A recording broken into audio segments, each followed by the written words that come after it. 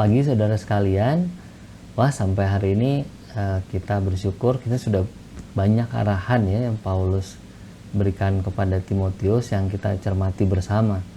Hari ini kita akan belajar 4 sifat pemberitaan firman Tuhan yang Paulus tegaskan kepada Timotius, khususnya dari 2 Timotius 4 ayat 2. 4 sifat pemberitaan firman.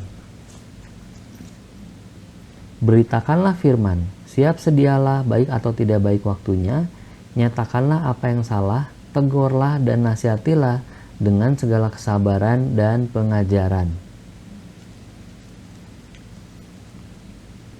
Apa saja 4 sifat yang Paulus nyatakan kepada Timotius? Saudara, yang pertama, sifatnya mendesak. Firman harus disampaikan baik kepada orang yang belum mengenal Tuhan maupun orang yang sudah mengenalnya. Firman harus disampaikan kepada orang lain tanpa memandang kesiapan pendengarnya. Bisa saja seseorang dalam kondisi siap menerima, tetapi bisa juga orang itu sedang dalam kondisi yang menurut kita kurang sesuai. Jadi bukan menunggu waktu yang baik dalam menyampaikan, tetapi menyiapkan diri untuk menyampaikan di segala waktu. Nah, tentu saja saudara, seperti halnya komunikasi dengan sesama perlu pengantar, penyampaian firman kepada orang lain juga perlu pengantar ya. Kita tidak bisa sebegitu terbuka pada orang yang belum kita kenal. Namun singkatnya, jangan sampai kita malu atau ragu memberitakan firman kepada orang lain. Sifat yang kedua saudara adalah relevan. Firman Tuhan dapat berguna secara langsung karena menjadi jalan Allah berbicara kepada orang demi orang. Dalam pimpinan Roh Kudus, kita akan bisa membedakan antara memberi alasan, menegur, atau mengajak orang.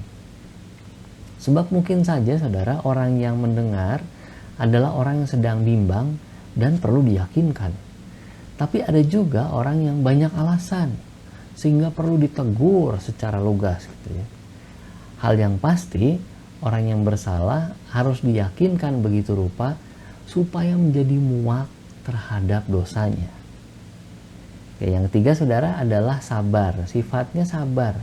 Seperti apa sabar? Duduk sama rendah, berdiri sama tinggi. Adalah cara menyampaikan kebenaran firman. Bukan menjadi hakim, tapi mengasihinya. Bukan menghukum, tapi berempati pada pergumulannya. Saudara, dengan begitu kita harus menambah kesabaran ya, menunggu perubahan sikap dari orang tersebut. Sebab menegur orang yang bersalah tujuannya bukan agar orang tersebut jadi putus asa, kecil hati, kehilangan harapan. Saudara, teguran dari Allah yang kita sampaikan adalah wujud sikap Allah yang tidak suka melihat perbuatan yang salah. Kalau Allah bersabar terhadap orang itu, tentu kita harus ikut bersabar, kan? Gitu ya. Saudara, yang keempat adalah sifatnya mencerdaskan atau mungkin menginspirasi gitu. Seperti membantu orang lain menemukan aha momen gitu. Hal yang jelas, firman akan membuka wawasan orang yang mendengar. Sebab firman Allah yang disampaikan sesuai waktu Allah akan membuat orang berdosa terperangah gitu. Atau membuat orang percaya tertegun dan segera bertobat.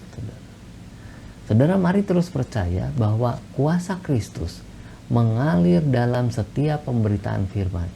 Dan kuasa itulah yang mengubah setiap pendengar firman. Damai sejahtera dari Tuhan Yesus Kristus menyertai.